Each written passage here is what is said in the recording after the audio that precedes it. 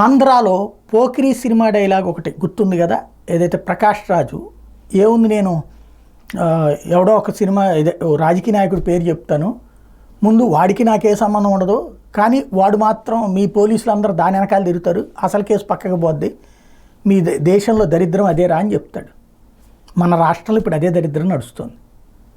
రషీద్కేమి జగన్మోహన్ రెడ్డి డబ్బులు ఇచ్చి గొడవలు చేయమని చెప్పడం, లేకపోతే జలానీకి చంద్రబాబు నాయుడు లోకేష్ లేని డబ్బులు ఇచ్చి గొడవలు చేయమని చెప్పరు. మీరిద్దరు కొట్టుకు చావండి అని చెప్పరు, పొడుచుకోమని చెప్పరు. కానీ వాళ్ళకి ధైర్యం ఏంటి అంటే వెనకాల ఉన్న పార్టీ ఉంటుందిలే, ఏం కాదు మనకి అన్నట్టు.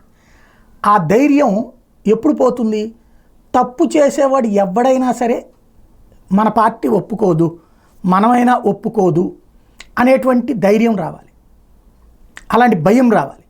కానీ ఏమీ కాదు అన్న ధైర్యం వచ్చింది, అందుకనినే హత్య జరిగింది.